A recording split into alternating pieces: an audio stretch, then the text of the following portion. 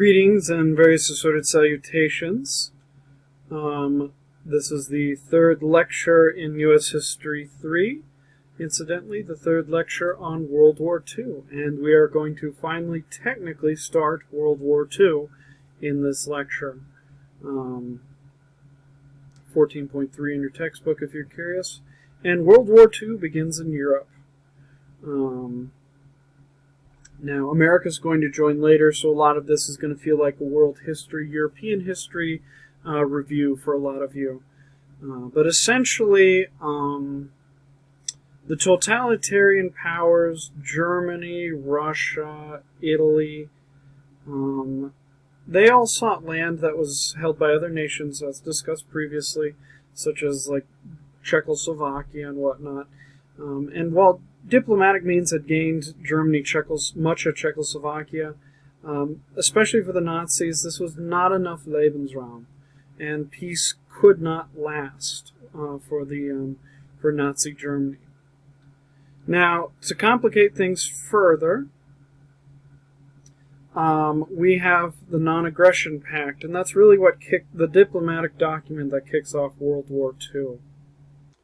Essentially, what the Non-Aggression Pact does is it addresses an issue that the Nazis and the communists in the Soviet Union had.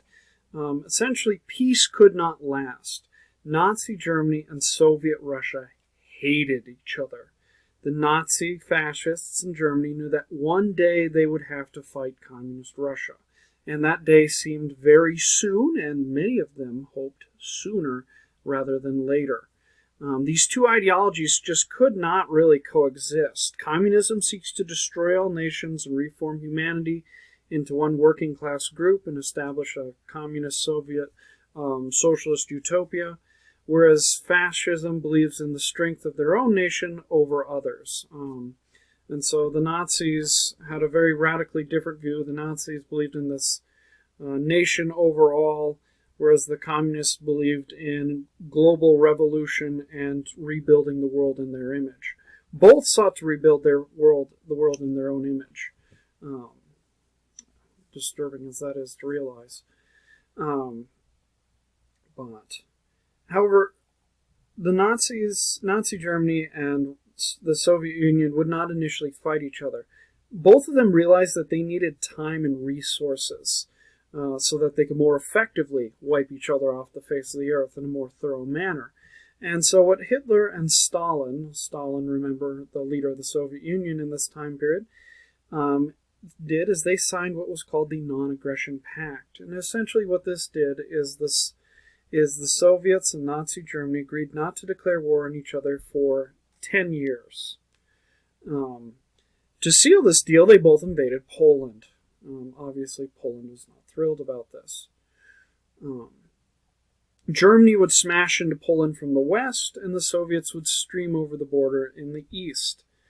And that's how they sealed the Non-Aggression Pact. And that's why World War II is usually considered, the start date of World War II is considered to be the invasion of Poland is when it kicks off. So that would be September 1st, 1939. So that's what starts World War II, as the invasion of Poland. Now, focusing more on the Germans, the Nazis cracked out a new method of combat called the Blitzkrieg. You may have heard of this before. It's a fairly popular term in some circles. And what this means in German, auf Deutsch, is lightning war. And it was very radical, because if you recall World War I, it was a very slow-moving war where people dug trenches, they shot artillery at each other, they went over the wall, they went over the trenches, many of them died, and not much happened. But what happened with Blitzkrieg is German soldiers would be paired up with tanks, trucks, and were moved quickly and rapidly across the battlefield. The Nazis had no plan to fight a trench war, a slow trench war like back in the Great War. Essentially, the idea was as German troops with bomber aircraft would attack the weak points in the opponent's positions and try and punch holes through the battle lines. And as a result, instead of attacking the strong points and pushing through the weaker points, the Blitzkrieg the troops would surround stronger defensive positions and cut off the defenders from supplies. And then later on, the Nazi troops could either work on these isolated places at their own convenience, or in many cases the country would collapse and some positions would keep fighting on, but they weren't fighting on for any nation. For example, in a month of the Blitzkrieg through the western portion of Poland, Poland was gone, with the land split as negotiated by the Nonaggression Pact with the Soviets.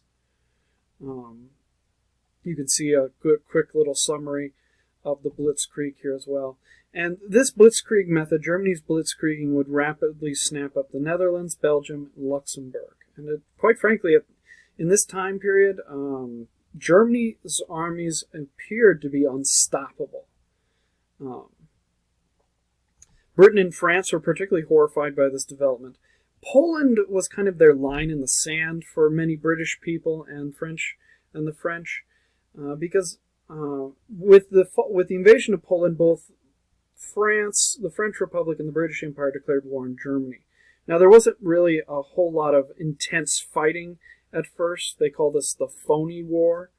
But Poland is a very important country. It was created in the Treaty of Versailles as a way of being a speed bump. The idea was it could slow down the Russians from invading into Europe or the Germans from invading up into Russia. Nobody had thought they'd split it 50-50. And nobody had expected another big war to start. The Nazis had been gearing up for a world war, but neither Britain nor France were quite ready for the next world war.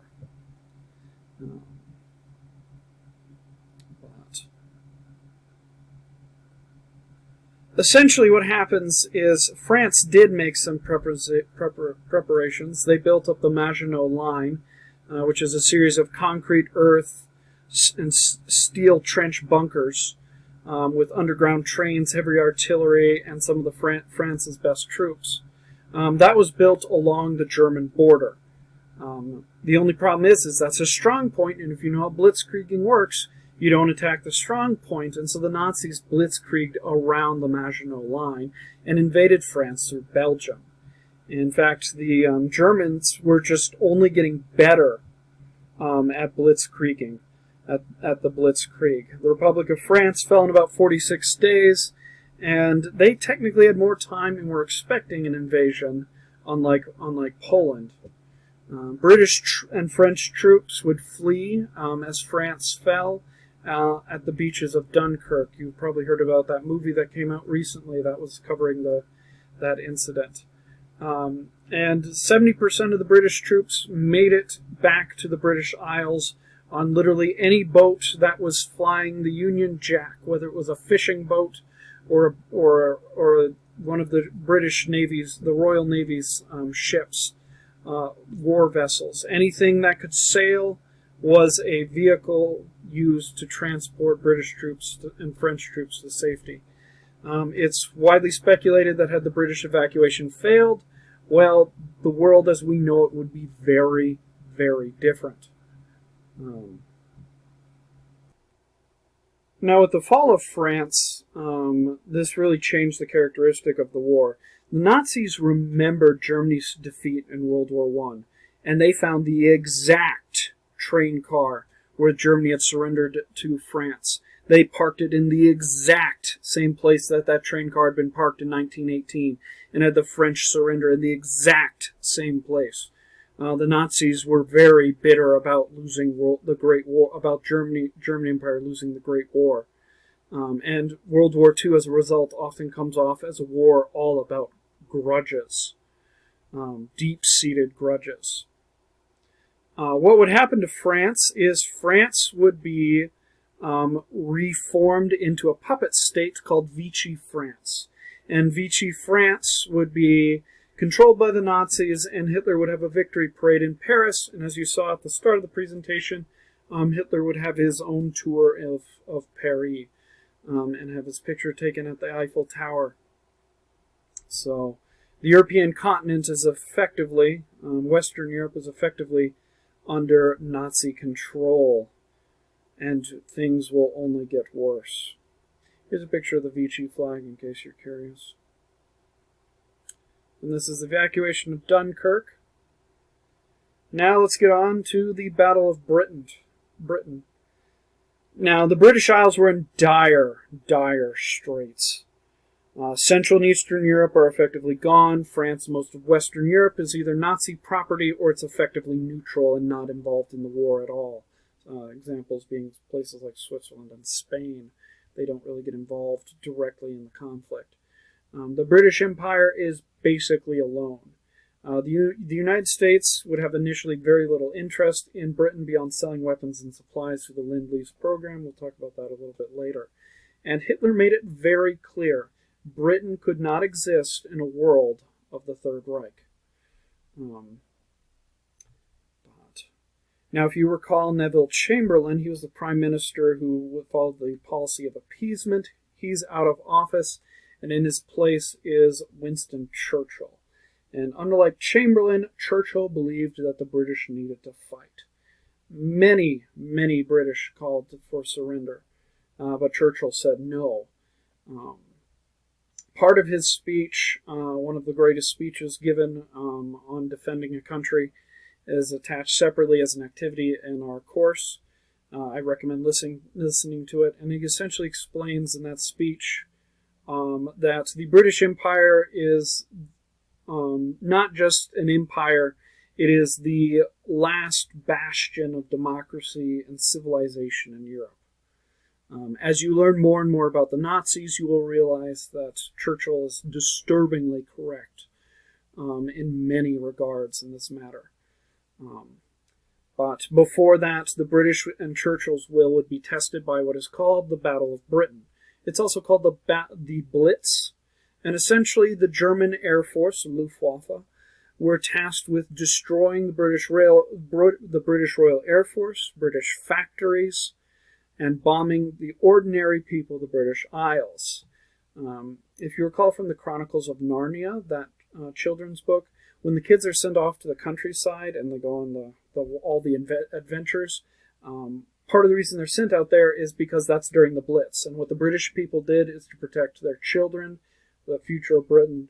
They sent them to the countrysides, often to live in these different places, because the Nazis were not bombing those places. In fact, in London to this day, they still find unexploded bombs dropped during the Battle of Britain.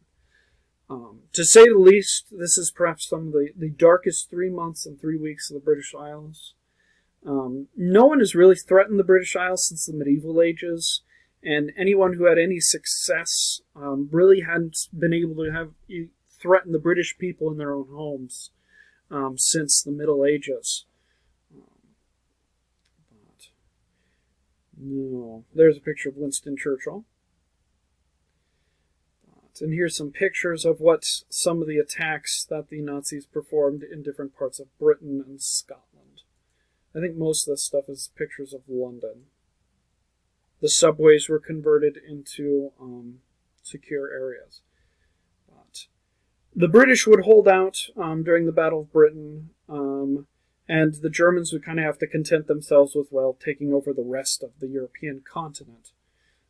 Even during this dark hour, the British did manage to crack the German secret codes with Project Ultra, which is a very interesting topic if you're into code breaking and secret messages. But just a fun aside, you may have seen this poster before, the Keep Calm and Carry On. There's a story behind this. It's not meant to be that uplifting of a poster when you get right down to it. The British, I forget the exact name of the branch of their government, but the portion that was tasked with propaganda came out with this poster to basically keep it in storage until the British Isles were invaded. When the British Isles fell to the Nazis, these posters would have been put up around Britain in secret to kind of encourage the British people to stay strong and prepare for the day when her colonies, such as India and Canada, would return and retake the Isle and restore the British Empire.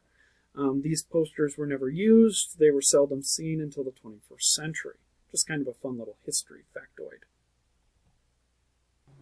Now, fortunately for the British Empire, the Nazis had a bigger, more ambitious plan, and they felt that Britain could wait. In summer of 1941, the Nazis would invade the Soviet Union. It was time to purge the world of Soviet communism. The Germans felt that while they were stalling in Britain, they could take on their real enemy, the Soviets. And the goal was to crush the USSR and repopulate it with Aryan people. Neither Russians nor Germans believed in the Non-Aggression Pact. It was just an agreement to delay a war that was going to happen while both sides set up the board. The Russians had fully intended on breaking this agreement anyways. It just so happens that the Nazis got ready and did it first.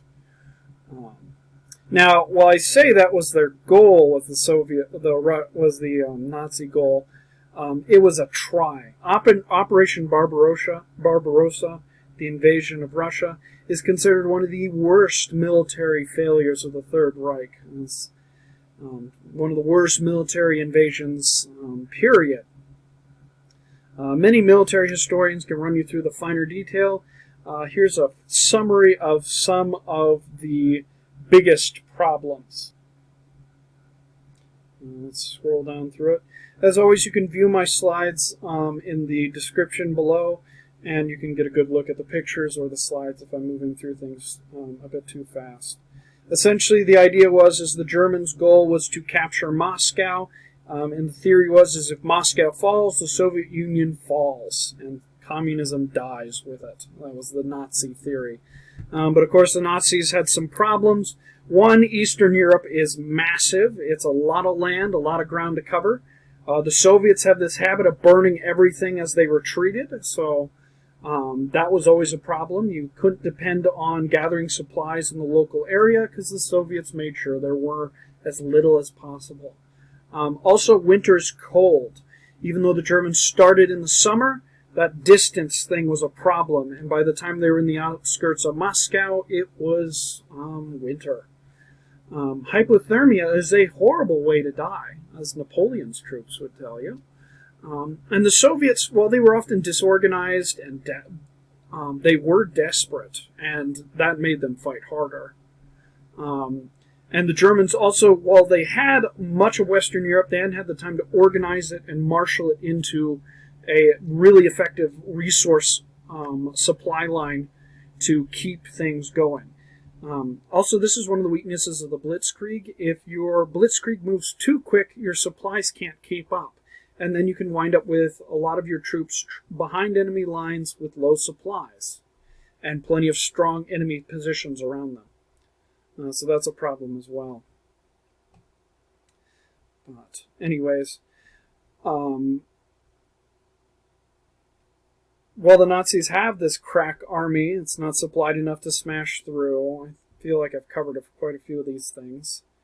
And what makes things really bad is when the German army realizes that they can't capture Moscow and that they need to pull back, that's when Russia's the motherland's greatest defense kicks in, winter. In fact, the exact numbers are always hard to pin down, but many German soldiers would die from exhaustion, hypothermia, and overwhelming Russian counterattacks. The other problem is the Russian army is massive, and so the Germans would often run out of supplies, and then the Soviets would counterattack. Now, this isn't an easy cost. Just the Russian grinder, it's estimated about 28 million Russians died during this war. Exact numbers are a bit tricky to get because the Soviet propaganda records really don't like recording the disturbing idea about 1 in 10 Russians were dying in this conflict. And that's rounding down.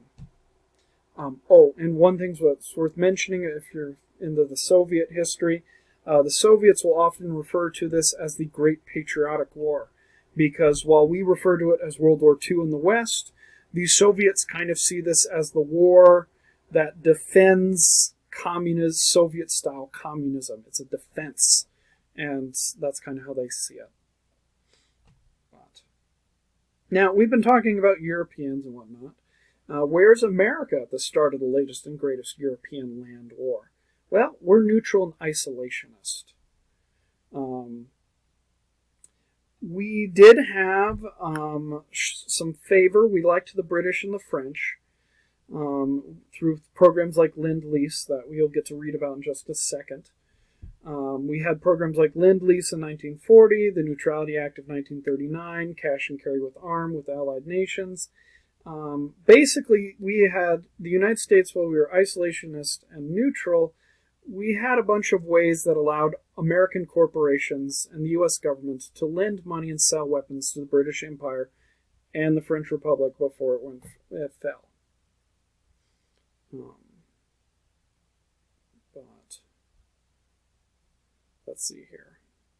Now, the U.S. is still going to claim neutrality, even though we're showing a lot of favoritism towards anyone who fought the Axis powers. In fact, these laws, all these things go through here, kind of explaining how, yeah, the U.S. is neutral, but we're going to sell weapons. But we're going to sell weapons to specific people we like. Things like that. Part of the reason why the United States is going to back the British Empire and the French is the British Empire's setup of the world, which was much of the world was colonized at this point. The U.S. had better trading agreements and had a better, longer history with the British Empire and the French than we did with the Germans, and especially the new Nazi Germany government. We weren't as thrilled about. Now, some of the problems that this creates, and remember you can always pause the slides and read back through. Some of the problems this is going to create is where you have all these different trade agreements and we're technically neutral, we're neutral. This causes some friction. In fact, to protect our shipping, because German U-boats start attacking merchant ships carrying American products and people. And so the U.S. Navy actually expands its patrol radius to include Greenland and Iceland, islands in the Atlantic. And this leads to some direct conflicts with the German Navy. In 1941, in fact, there are 3 different attacks of U.S. military vessels involved with various patrols around the area of Iceland. The USS Gear, the USS Kearney, and the USS Reuben James.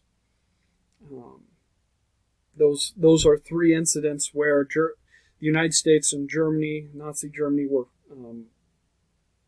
shooting at each other, essentially.